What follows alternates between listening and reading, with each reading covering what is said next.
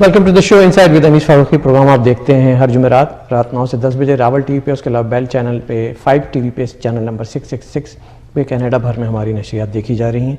हमारी वेबसाइट है rawal.tv www.rawal.tv और मेरी ईमेल है insight@rawal.tv जिसमें आप हमें अपनी फीडबैक देते हैं।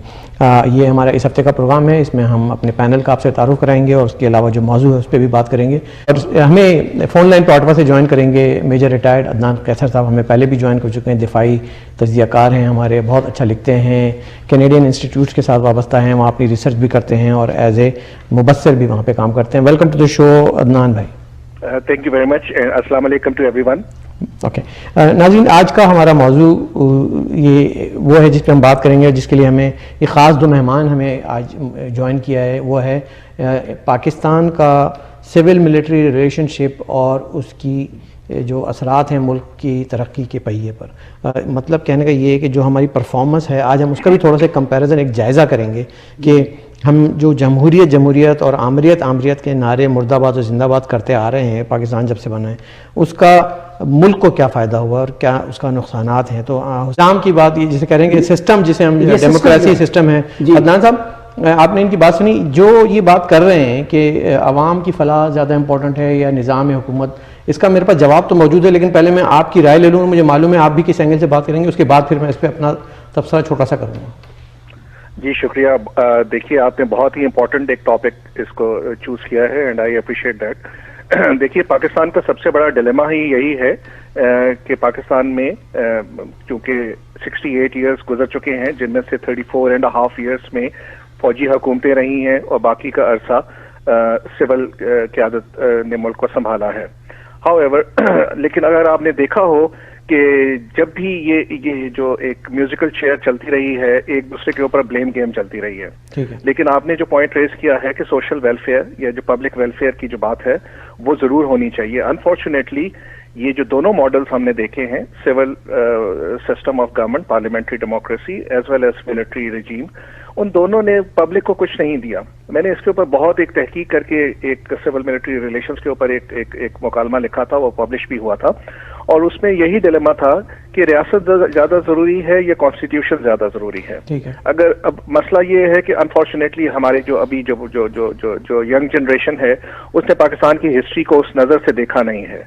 तो पाकिस्तान का प्रॉब्लम ही यही रहा था, मैंने पहले भी अर्ज किया था कि 24 इयर्स के बाद तो पहले जनरल इलेक्शंस हुए थे, उससे पहले वो नॉमिनेशंस होती रही थी, फिर उसके बाद आपने देखा कि अर्ली 1950s में मुतवातिर 3-4 हुकूमतें तब्दील हुई। और बल्कि मैं ये दी न्यूज ऑन संडे ये जो अभी गुजरा है, इस पे बड़ा एक अच्छा आर्टिकल आया हुआ था।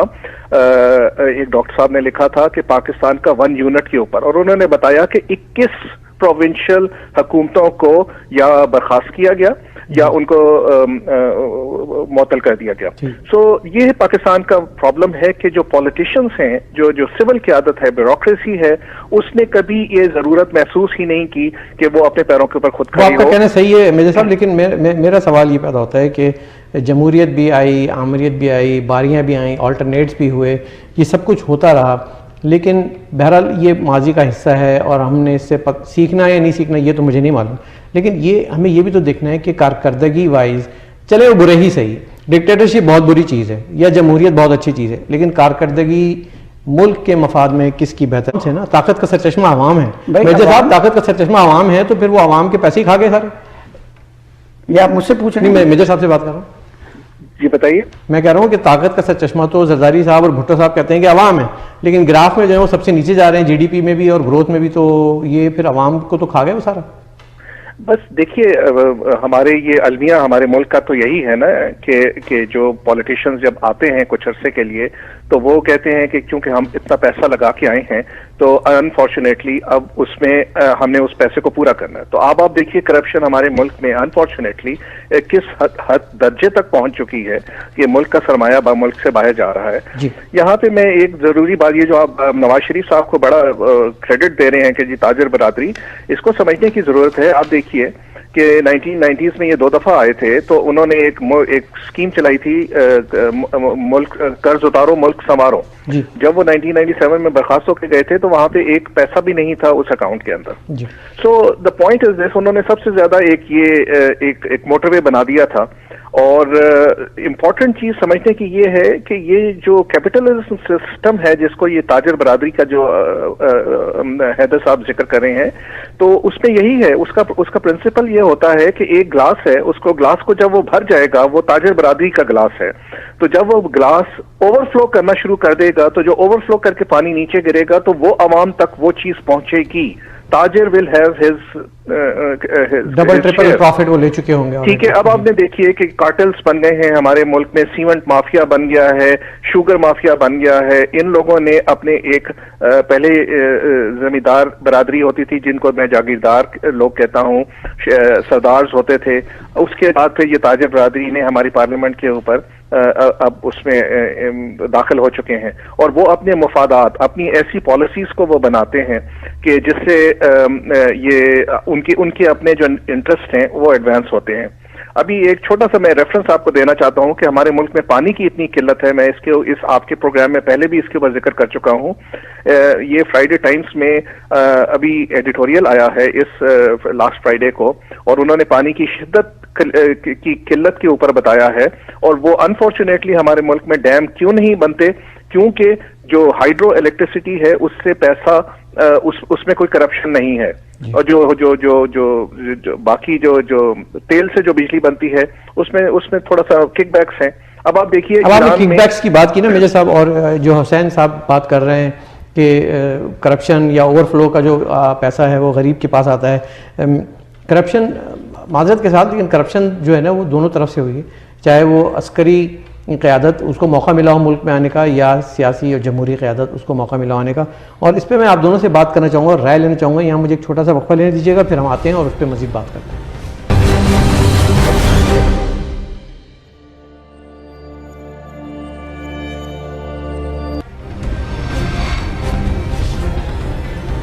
ویلکم بیک ناظرین, پروگرام دیکھ رہے ہیں انسائٹ ود انیس فاروقی. یہ آپ پروگرام ہمارا دیکھتے ہیں ہر جمعرات رات 9 سے 10 بجے راول ٹی وی پہ. ناظرین, وقفے سے پہلے ہم بات کر رہے تھے پاکستان کی سیاسی قیادت کی, جمہوری قیادت جسے ہم کہتے ہیں, اور عسکری قیادت کی, جو کہ آمریت کے نام سے, وردی کے نام پہ یا فیلڈ مارشل کے نام پہ, بہت ان کے مختلف نام رہے اور اس ناموں پہ وہ آئے اور انہوں نے ہم پہ حکومت کی. لیکن بہرحال یہ آلٹرنیٹ ہوتا رہا, یہ باریاں آتی رہیں, اور آج ہمارا اس سے قطع نظر کہ یہ لیجٹ تھے پاکستان کے لیے ضروری تھا نہیں تھا, ہم یہ دیکھ رہے ہیں کہ پاکستان کے عوام کا مفاد کس میں رہا, فلاح کس میں رہی. اور یہ ایک ہمارے اسٹوڈیو میں سب حسین صاحب موجود ہیں. حسین حیدر صاحب, آپ کی بڑی اچھی نظر ہے آٹو میں ہمیں میجر عدنان قیصر نے جوائن کیا ہوا, ریٹائرڈ میجر عدنان قیصر صاحب, آپ کا بھی بہت شکریہ. یہ تھی شاید, ٹھیک ہے ناظرین, یہ آپ نے چارٹ دیکھا, اور اس میں جو یہ آخری جو ہمارا اسٹیج تھا جس میں پرویز مشرف کا ذکر ہوا, اور اس میں انہوں نے عوام کی فلاح کو جو سامنے رکھا یا اس کو پرائیورٹی دی, اس میں ان کا نعرہ وہی تھا کہ سب سے پہلے پاکستان.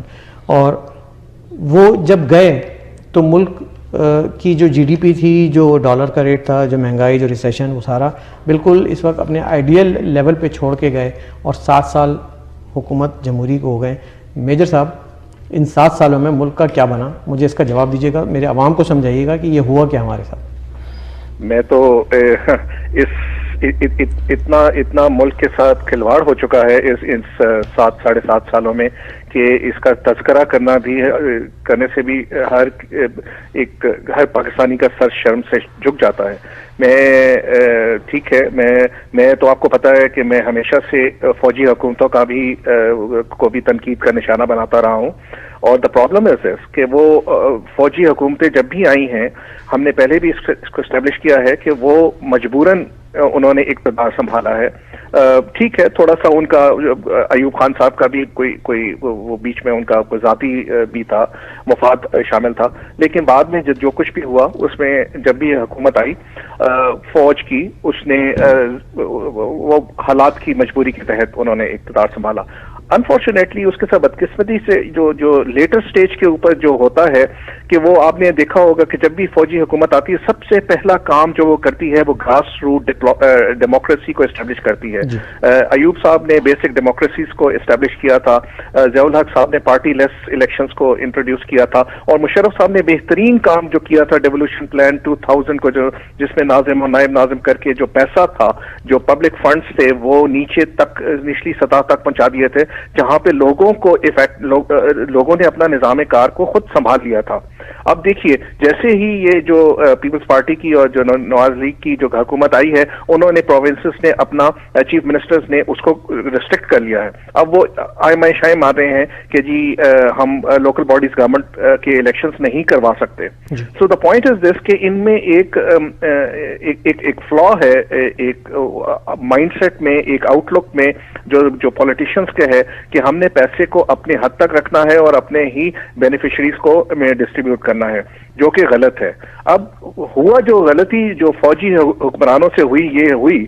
अब आपने देखा कि मुशर्रफ साहब जब आए थे तो उनको 3 साल का सुप्रीम कोर्ट ने वक्त दे दिया था कि आप जो चाहें कर लें, आइन में तब्दील कर दें, सब कुछ कर लें, but after 3 years he had to revert back to the politicians। और होता हमेशा यही है, अयूब साहब के साथ भी यही हुआ और बाद में ज़ियाउल हक साहब के साथ भी यही हुआ कि उन्होंने लेजिटिमेसी के लिए, अपने मिलिट्री रिजीम की लेजिटिमेसी के लिए फ्यूडलिज्म का सहारा लिया। वो यही मैं हमेशा कहता हूँ कि वर्दी से शेरवानी का सफ़र जो है वो जब आता है तो हम भी तनज़्ज़ुली की तरफ जाते हैं, तरक्की की तरफ नहीं जाते।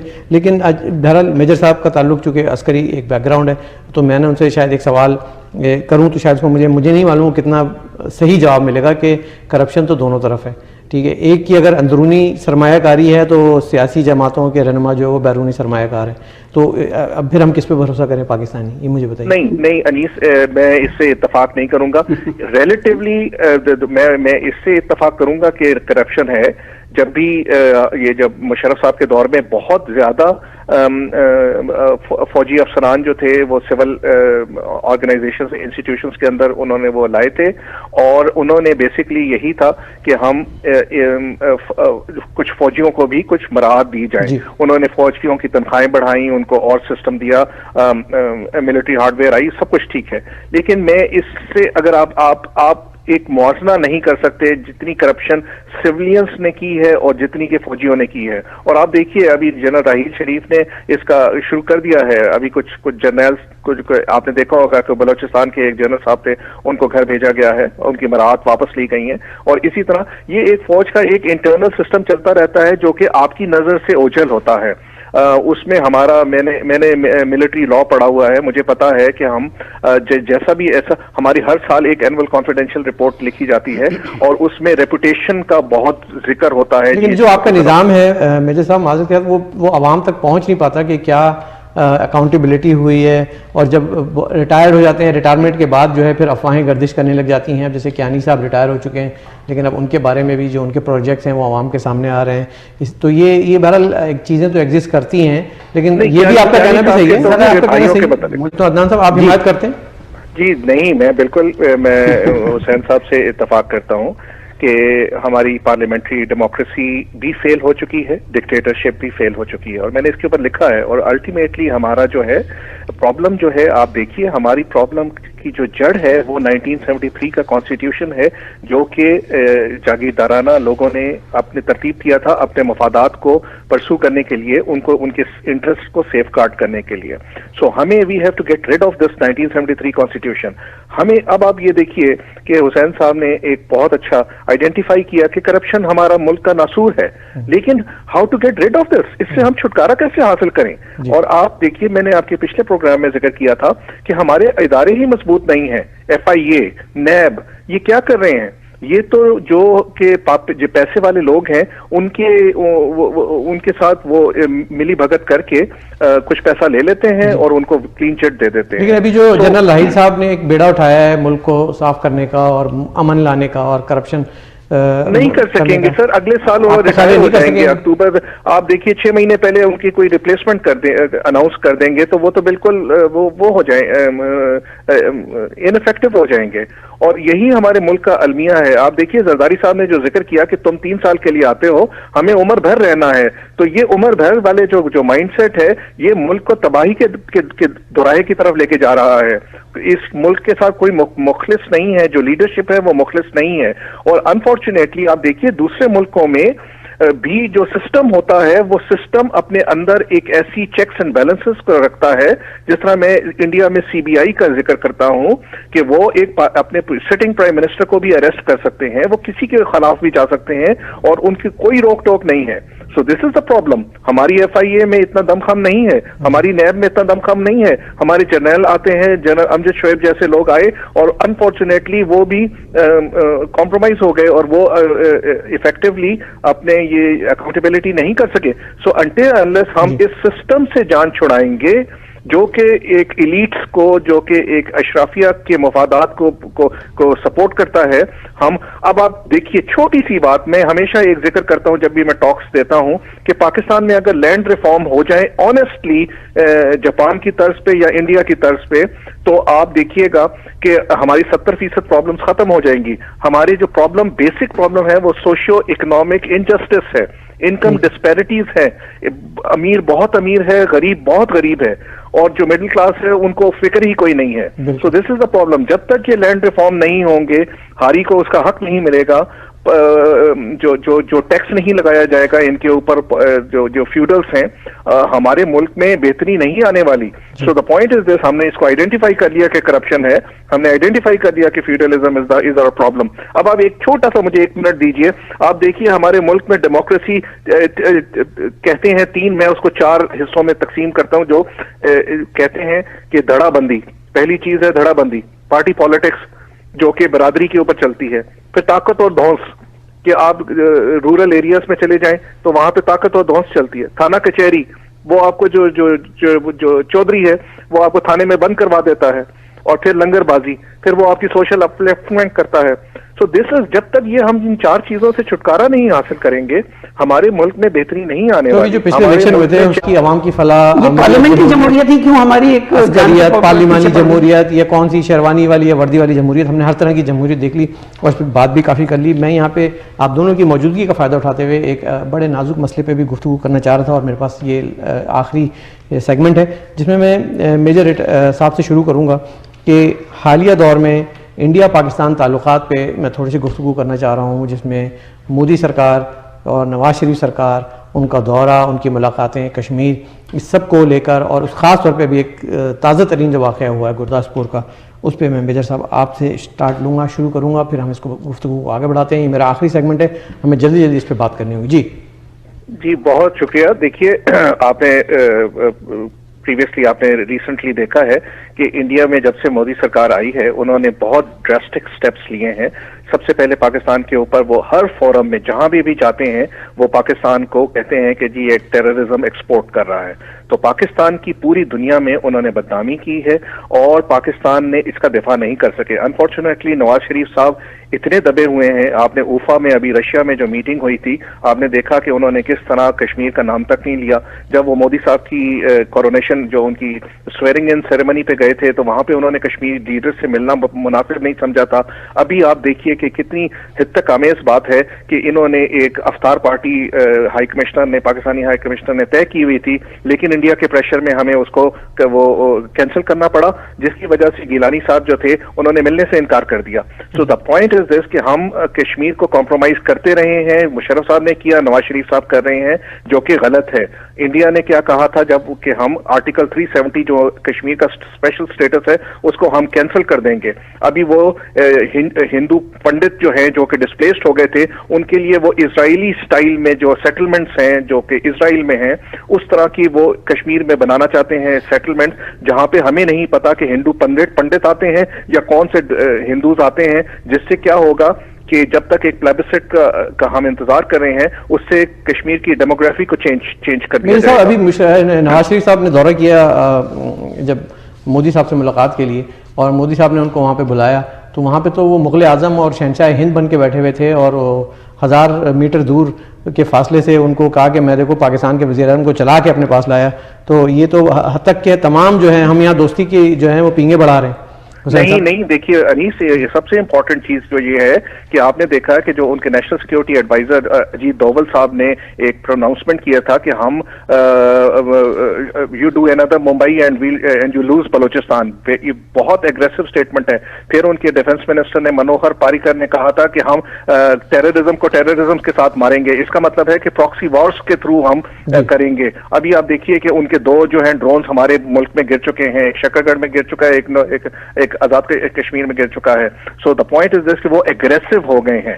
اب اس کا ہم کس طریقے سے ہمیں جواب دینا ہے؟ ہمارے تو ہاتھ پیر مشرف صاحب نے باندھ دیے تھے 2002 میں، انہوں نے جب ایڈمٹ کر لیا تھا کہ جی ہماری طرف سے کراس بارڈر انفلٹریشن ہو رہی تھی. ہمیں دیکھیے کشمیر کا حق خود ارادیت کو پولیٹیکلی اور ڈپلومیٹکلی ہمیں ہر فورم پہ اٹھانا چاہیے. وہ آپ کی بات صحیح ہے، وہ آپ کی بات صحیح. جی حسین صاحب، میرا ایک سوال اور بھی ہے. آپ نے کشمیر کی بات کی، میں سے ہٹ کے اسی حوالے سے مودی سرکار کے ٹاپک پہ رہتے ہوئے آپ سے یہ بات کرنا چاہوں گا کہ مودی صاحب جاتے ہیں بنگلہ دیش اور بڑا تمغہ سجا کے سینے پہ آتے ہیں، اور یہ آپ کے خیال میں دنیا کے تمام بین الاقوامی قوانین کے تحت ایک کھلا کنفیشن نہیں ہے کیا کہ وہ جب یہ کہتے ہیں کہ ہم نے پاکستان کو توڑوا کے بنگلہ دیش بنایا اور اس کا اعزاز بھی اپنے نام کر رہے ہیں، کیا پاکستانی حکومت کا فرض نہیں بنتا کہ وہ جا کے عالمی اداروں اور عدالتوں کا دروازہ کھٹکھٹائے اس موضوع میں؟ یہی تو پرابلم ہے. دیکھیے آپ یہ دیکھیے کہ ہمارے جنرل راحیل شریف صاحب اس وقت ملک کے وزیر خارجہ کے طور کے اوپر کام انجام دے رہے ہیں. آج کل کے کچھ چند دن پہلے 2 دن پہلے وہ اٹلی کے دورے کے اوپر گئے ہوئے تھے. وزیر خارجہ کے طور کے اوپر وہ پولیٹیشین سے مل رہے ہیں. وہ انگلینڈ کے دورے کے اوپر گئے تھے، وہ امریکہ کے دورے کے اوپر گئے تھے، وہ مختلف ممالک میں جا کے پاکستان. اور یہی تو پرابلم ہے کہ سول ملٹری ڈیوائڈ کا یہ حال ہو چکا ہے کہ پولیٹیکل لیڈرشپ دیکھیے، یہ جو ابھی اتنی امپورٹنٹ پاکستان کے طالبان کے ساتھ جو مذاکرات ہوئے مری میں، آپ نے دیکھا پولیٹیکل لیڈرشپ اویلیبل ہی نہیں تھی، کوئی بھی موجود نہیں تھا. ایون نیشنل سیکورٹی ایڈوائزر صاحب بھی اوفا رشیا چلے گئے تھے جبکہ ان کو یہاں پہ ہونا چاہیے تھا. تو صرف اور صرف جو ملٹری لیڈرشپ تھی اس نے یہ مذاکرات کروائے اور کامیاب مذاکرات کرائے، اور اب فرائیڈے کو دوبارہ ہونے ہیں. اور اب انہوں نے کیا کیا دیکھیے، انہوں نے ملا عمر کی ڈیتھ کی ایک ریومر انہوں نے نکال دی ہے کہ جی وہ تو اب تاکہ طالبان کو اور کمزور کیا جائے. سو ہماری پولیٹیکل لیڈرشپ جو ہے وہ اپولوجسٹ ہو چکی ہے. وہ معذرت خواہانہ ان کا رویہ ہے towards India and towards Afghanistan, which is wrong. لیکن حسین صاحب کی بات صحیح ہوئی نا کہ وہ جو کہہ رہے ہیں کہ ہم جب خود ہی مضبوط نہیں ہیں، ہم خود ہی کمزور ہیں، ہماری اپنی اکانومی جو ہے برا حال ہے، ہماری لیڈرشپ کرپٹ ہے، ہمارے ہر طرف سے جو ہے لوٹ مار مچی ہوئی ہے، اس کے بعد آپ کس یار کیا ہے؟ میں تو جب بھی جاتا ہوں پاکستان وزٹ کرتا ہوں، میں تو دیکھتا ہوں زبردست قسم کی لینڈ کروزرز اور ایس یو ویز چل رہی ہیں، ریسٹورینٹس میں بیٹھنے کو جگہ نہیں مل رہی. Unfortunately I do not know. آپ ذرا لیاری ریور کے نارتھ میں جا کے دیکھیں، آپ ادھر رہتے ہیں نا ڈیفینس میں، آپ کی بات سے رورل ایریاز میں جو غریب کراچی کے لیاری ریور میں لوگ ریور کے ساتھ ساتھ انہوں نے چھوٹی چھوٹی جھگیاں بنائی ہوئی ہیں، اور اس میں نہ اس میں بجلی ہے نہ اس میں پانی ہے، وہ گندا پانی جو بہتا ہے اس سے رہتے ہیں. آپ اس علاقے میں ماشاء اللہ کے دور میں کراچی میں میری پہلی پوسٹنگ ہوئی تھی اور میں نے اس کو بہت اپنی نظروں سے دیکھا، لیکن میرا مقصد صرف میں طنز کے طور پہ آپ نے اس کو کہا کہ پاکستان تو بظاہر تو وہاں پہ بظاہر تو بہت خوشحالی ہے، لیکن بات یہ ہے کہ کیا ہمارا ڈالر کا ریٹ، ہمارا جی ڈی پی، ہماری گروتھ، ہمارا خزانہ یہ اس چیزوں کو ریفلیکٹ کر رہا ہے کہ نہیں کر رہا ہے، جو کہ دنیا میں یہی نمبر دیکھے جاتے ہیں. اور انیس ایک چھوٹی سی عرض کرنے دیجئے کہ یہ جو نواز شریف صاحب کی حکومت ہے یہ ملک کو اس اندھیرے کی طرف لے کے جا رہی ہے، بیکاز قرضے پہ قرضہ لیے جا رہی ہے. اور آپ دیکھیے کہ جتنا قرضہ پاکستان نے 60 سالوں میں لیا تھا، زرداری صاحب کی حکومت نے اس کو ڈبل کر دیا تھا.